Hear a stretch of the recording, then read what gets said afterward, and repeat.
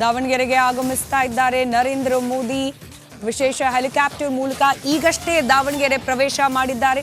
BJP ಅಭ್ಯರ್ಥಿ ಪರವಾಗಿ ಮತಯಾಚನೆಯನ್ನ ಮಾಡಲಿದ್ದಾರೆ ನರೇಂದ್ರ ಮೋದಿ. ದೃಶ್ಯದಲ್ಲಿ ಗಮನಿಸ್ತಾ ಇದ್ದೀರಿ, ವಿಶೇಷ ಹೆಲಿಕಾಪ್ಟರ್ ಮೂಲಕ ದಾವಣಗೆರೆಗೆ ಬಂದು ಇಳಿತಾ ಇದ್ದಾರೆ. ಅದರ ಎಕ್ಸ್ಕ್ಲೂಸಿವ್ ದೃಶ್ಯವನ್ನ ನೀವು ರಿಪಬ್ಲಿಕ್ ಕನ್ನಡದ ಮೂಲಕ ಗಮನಿಸ್ತಾ ಇದ್ದೀರಿ. 4 ಸಮಾವೇಶಗಳು ಒಂದೇ ದಿನದಲ್ಲಿ, ಬೆಳಗ್ಗೆ ಬೆಳಗಾವಿ, ಅದಾದ ನಂತರ ಶಿರಸಿ, ಇದೀಗ ದಾವಣಗೆರೆಯಲ್ಲಿ ಬೃಹತ್ ಸಮಾವೇಶದ ಸ್ಥಳದಿಂದಲೂ ಕೂಡ ದೃಶ್ಯಗಳನ್ನು ನೀವೀಗ ಗಮನಿಸ್ತಾ ಇದ್ದೀರಿ. ಶ್ರೀರಾಮನ ಹಾಡಿಗೆ ಕುಣಿದು ಕುಪ್ಪಳಿಸಿದ್ದಾರೆ ಬಿಜೆಪಿಯ ಕಾರ್ಯಕರ್ತರು. ಮೋದಿ ಆಗಮನಕ್ಕೆ ಮುಂಚೆ ಇದೀಗಷ್ಟೇ ಪ್ರಧಾನಿ ಮೋದಿ ಅವರ ಆಗಮನ ಆಗಿದೆ. ಇನ್ನೇನು ಕೆಲವೇ ಕ್ಷಣಗಳಲ್ಲಿ ಆ ಸಮಾವೇಶದ ಜಾಗಕ್ಕೆ ತೆರಳುತ್ತಾರೆ. ಬಿಜೆಪಿ ಅಭ್ಯರ್ಥಿ ಪರವಾಗಿ ಮತಯಾಚನೆಯನ್ನ ಮಾಡಲಿದ್ದಾರೆ ನರೇಂದ್ರ ಮೋದಿ. ಬೆಳಗ್ಗೆ ನಡೆದ 2 ಸಮಾವೇಶದಲ್ಲೂ ಕೂಡ, ಬೆಳಗ್ಗೆ ಬೆಳಗಾವಿಯಲ್ಲಿ, ಮಧ್ಯಾಹ್ನ ಶಿರಸಿಯಲ್ಲಿ ನಡೆದ ಸಮಾವೇಶದಲ್ಲಿ ನೇರವಾಗಿ ಕಾಂಗ್ರೆಸ್ನ ವಿರುದ್ಧವಾಗಿ ಹರಿಹಾಯ್ದದನ್ನು ನಾವು ಗಮನಿಸಿದ್ವಿ. ಶ್ರೀರಾಮ ಮಂದಿರವನ್ನ ಸಂಭ್ರಮಿಸಿದ್ರಿ ಜನ, ಆದರೆ ಅದರ ವಿರುದ್ಧವಾಗಿಯೂ ಕೂಡ ನಿಂತಿದ್ರು ಕಾಂಗ್ರೆಸ್ನವರು.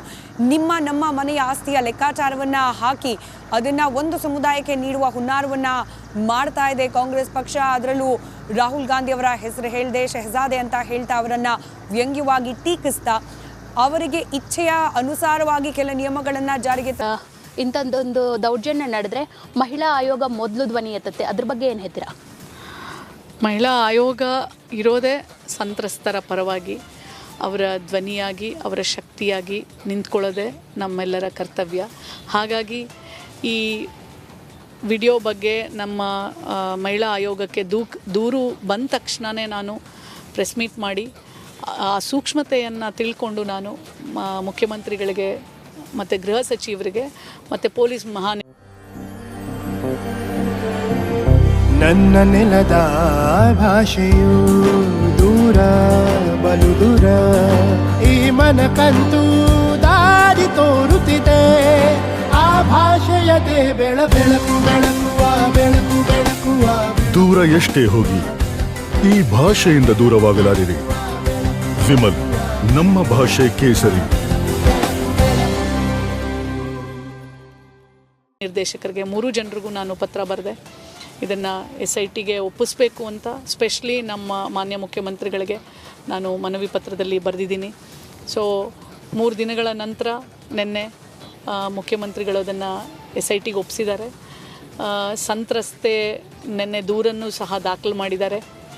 ಸೊ ಆ ದೂರಿನ ಹಿನ್ನೆಲೆಯಲ್ಲಿ ಹಾಸನ SP ಅವರಿಗೆ ನಾನು ಮಾತಾಡಿದೆ. ಆ ದೂರನ್ನು ಸಹ ಅವರಿಗೆ ಕಳಿಸ್ಕೊಟ್ಟೆ. ಈಗ ಅದೆಲ್ಲ ತನಿಖೆ ಎಲ್ಲ ಸ್ಟಾರ್ಟ್ ಆಗಿದೆ. ಸಂತ್ರಸ್ತೆ ಅವ್ರು ಎಲ್ಲಿದ್ದರೋ ಅಲ್ಲಿಂದನೇ ನನಗೆ ದೂರನ್ನು ಕಳಿಸ್ಕೊಟ್ಟಿದ್ದಾರೆ.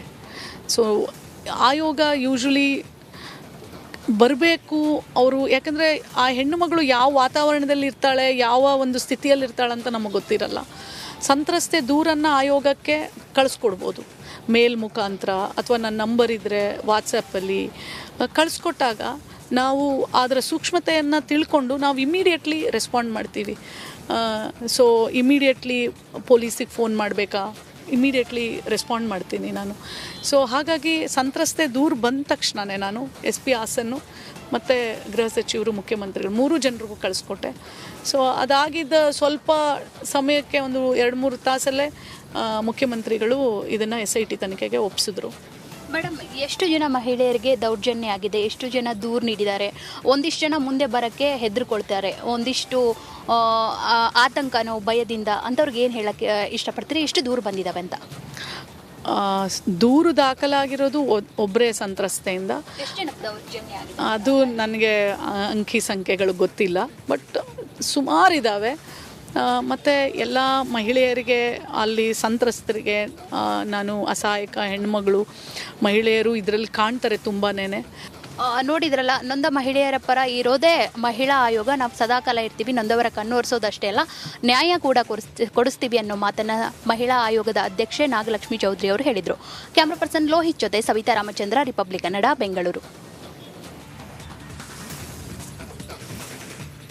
ಸದ್ಯಕ್ಕೆ DG ಮೇಲುಸ್ತುವಾರಿಯಲ್ಲಿ ತನಿಖೆ ನಡೆಸಲಿಕ್ಕೆ SIT ತಂಡ ರಚನೆಯಾಗಿದೆ. ಆದರೆ ಮಧ್ಯಾಹ್ನದ ಹೊತ್ತಿಗೆ ಕಾಂಗ್ರೆಸ್ನ ಮಹಿಳಾ ಘಟಕ ಇದೇ DG ಕಚೇರಿ ಮುಂಭಾಗದಲ್ಲಿ ಪ್ರತಿಭಟನೆಯನ್ನ ನಡೆಸಿತು. ಪ್ರಜ್ವಲ್ ರೇವಣ್ಣ ಅವರ ವಿರುದ್ಧ ಕೇಳೋಕೆ ಸಿಕ್ಕಿರುವ ಆರೋಪವನ್ನ ಗಂಭೀರವಾಗಿ ಪರಿಗಣಿಸಬೇಕು, ತನಿಖೆ ಮಾಡಬೇಕು ಅಂತ ಹೇಳಿ ಆಗ್ರಹಿಸಿ ಡಿಜಿ ಕಚೇರಿ ಮುಂಭಾಗದಲ್ಲಿ ಕಾಂಗ್ರೆಸ್ನ ಮಹಿಳಾ ಘಟಕದಿಂದ ಪ್ರತಿಭಟನೆಯನ್ನ ಮಾಡಲಾಗಿತ್ತು. 20ಕ್ಕೂ ಅಧಿಕ ಮಂದಿ ಮಹಿಳೆಯರು ಧರಣಿಯನ್ನ ಕೂತಿದ್ರು. ಪ್ರಜ್ವಲ್ ರೇವಣ್ಣ ಅವರ ಪ್ರತಿಕೃತಿಯನ್ನ ಮಾಡಿ ಅದನ್ನ ಥಳಿಸಿ ತಮ್ಮ ಆಕ್ರೋಶವನ್ನ ಹೊರಹಾಕಿದ್ರು.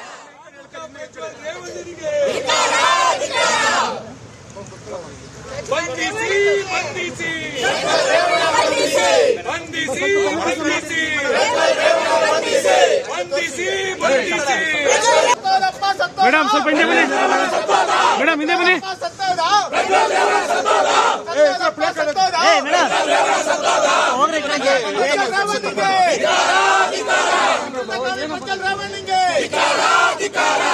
ಕಾಮಿಗಳಿಗೆ ಸಪೋರ್ಟ್ ಮಾಡ್ತಿರೋ ಬಿಜೆಪಿ ಪಾರ್ಟಿಗೆ, ಕಾಮುಕ ಬಿಜೆಪಿ ಪಕ್ಷಕ್ಕೆ, ವಿಕೃತ ಕಾಮಿ ಪ್ರಜ್ವಲ್ ರೇವಣ್ಣಗೆ, ಕಾಮುಕ ಪ್ರಜ್ವಲ್ ರೇವಣ್ಣಗೆ. ಇದು ಅಧ್ಯಕ್ಷರಾದಂಥ ಡಾಕ್ಟರ್ ನಾಗಲಕ್ಷ್ಮಿ ಚೌಧರಿ ಅವರು ಹೇಳ್ದಂಗೆ ಒಂದು SIT ವನ್ನು ರಚಿಸಿದ್ದಾರೆ.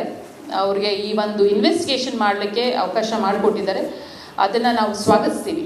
ಆ್ಯಸ್ ವಿಮೆನ್ ಲೀಡರ್ಸ್ ಅದನ್ನು ಸ್ವಾಗತಿಸ್ತೀವಿ. ಸಾಮಾನ್ಯ ಮಹಿಳೆಯರಾಗಿ ನಾವು ಅದನ್ನು ಸ್ವಾಗತಿಸ್ತೀವಿ. ಆ್ಯಂಡ್ ಅದ್ರ ಜೊತೆಗೆ ನಾವು ಇದನ್ನು ಕೋರ್ಟ್ ಮಾನಿಟರ್ ಮಾಡಲಿ ಅಂತಲೂ ಸಹ ಒಂದು ರಿಕ್ವೆಸ್ಟು ನಾವು ಮುಖ್ಯಮಂತ್ರಿಯವ್ರ ಹತ್ರ ಮಾಡ್ಕೊಳಕ್ಕೆ ಬಯಸ್ತೇವೆ. ಕೋರ್ಟ್ ಮಾನಿಟರಿಂಗ್ ಜೊತೆಗೆ ಆಗಬೇಕಾಗಿದೆ. ಇದು ಏನು ವಿಕ್ಟಿಮ್ ಆಗಿದ್ದಾರಲ್ಲ ಹೆಣ್ಣು ಮಕ್ಕಳು ಈಚೆ ಬರಬೇಕು. ಒಂದಲ್ಲ ಎಷ್ಟು ಸಾವಿರಾರಾಗಿದೆ, ಇದು ಫೈಲ್ ಮಾಡಬೇಕಾಗತ್ತೆ. ಇಲ್ಲದೇ ಇದ್ದರೆ SIT monitoring with the court, ಸುಮೋಟೋನಲ್ಲೂ ಕೂಡ ಬೇಸ್ಡ್ ಆನ್ ದ ಎವಿಡೆನ್ಸಸ್ಸು ಈ ಕೇಸಸ್ನ ಸ್ಟ್ರಾಂಗಾಗೂ ಕೂಡ ಮಾಡುವಂಥ ಅವಕಾಶಗಳು ಇದೆ. ಹಾಗಾಗಿ ಈ ಕೇಸು ಬಹಳ ಗಂಭೀರವಾಗಿ ರಾಜ್ಯ ಸರ್ಕಾರ ತಗೊಂಡಿದೆ. ಅದರ ಜೊತೆಗೆ ನಮ್ಮ ಕರ್ನಾಟಕನೇನಲ್ಲ, ನಾನು ಹೇಳಿದೆ, ವಿಶ್ವದಲ್ಲಿರುವಂಥ ಎಲ್ಲ ನಾಗರಿಕ ಸಮಾಜ ತಲೆ ತಗ್ಗಿಸುವಂಥ ಒಂದು ಹೀನಾಯ ಕೃತ್ಯವನ್ನು ಒಂದು ಸಂಸದರು ಎಸಗಿದ್ದಾರೆ ಅಂತ ಹೇಳಿದ್ರೆ ಈ ಕೇಸ್ನ ಇನ್ನಷ್ಟು ಏನು ಕಾನೂನಲ್ಲಿ ಅವಕಾಶಗಳು ಇದೆಯೋ ಯಾವ ಸಮಾಜದಲ್ಲಿ ಈಗ ಆಗಬಾರ್ದು. ನಮಗೆ ಹೆಣ್ಣು ಕುಲ ಅಂತ ಬಂದಾಗ ಯಾವ ಜಾತಿ ಇಲ್ಲ, ಯಾವ ಧರ್ಮ ಇಲ್ಲ. ಹೆಣ್ಣು ಮಕ್ಕಳ ಮೇಲೆ ಆಗ್ತಿರುವಂತಹ ದೌರ್ಜನ್ಯ, ಲಿಂಗಾಧಾರಿತ ದೌರ್ಜನ್ಯ, ಇದ್ರ ಬಗ್ಗೆ ಅಷ್ಟೇ ಮಾತಾಡ್ತೀವಿ. ಸಿಎಂ ಈಗಾಗಲೇ SITಗೆ ತನಿಖೆಗೆ ಆದೇಶವನ್ನು ಕೊಟ್ಟಿದ್ದಾರೆ. ಬೆಂಗಳೂರಿನಲ್ಲಿ ಮಾಜಿ ಸಿಎಂ ಕುಮಾರಸ್ವಾಮಿ ಹೇಳಿಕೆ ಇದು. ತಪ್ಪು ಯಾರೇ ಬೇಕಾದ್ರೂ ಮಾಡಲಿ ಅಂತವರಿಗೆ ಶಿಕ್ಷೆ ಆಗಲೇಬೇಕು, ತಪ್ಪು ಮಾಡಿದವರು ಶಿಕ್ಷೆಯನ್ನ ಅನುಭವಿಸಲೇಬೇಕು. SIT ತನಿಖೆ ವರದಿ ಬರಲಿ, ವಿದೇಶಕ್ಕೆ ಹೋಗಿದ್ರೆ ಕರ್ಕೊಂಡು ಬರಲಿ ಅಂತ ಬೆಂಗಳೂರಿನಲ್ಲಿ ಮಾಜಿ ಸಿಎಂ ಕುಮಾರಸ್ವಾಮಿ ಪ್ರಜ್ವಲ್ ರೇವಣ್ಣ ಪೆಂಡ್ರೈವ್ ವಿಚಾರಕ್ಕೆ ಸಂಬಂಧಪಟ್ಟಂತೆ ರಿಯಾಕ್ಟ್ ಮಾಡಿದ್ದಾರೆ. ಬನ್ನಿ ಹಾಗಾದ್ರೆ ಕುಮಾರಸ್ವಾಮಿ ಏನು ಹೇಳಿದ್ದಾರೆ ನೀವೇ ಕೇಳಿ.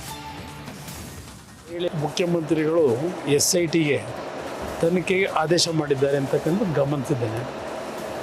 ನಾನಾಗಲಿ ದೇವೇಗೌಡರಾಗಲಿ ಎಂದೂ ಸಹ ಹೆಣ್ಣು ಮಕ್ಕಳ ವಿಷಯದಲ್ಲಿ ಅತ್ಯಂತ ಗೌರವಯುತವಾಗಿ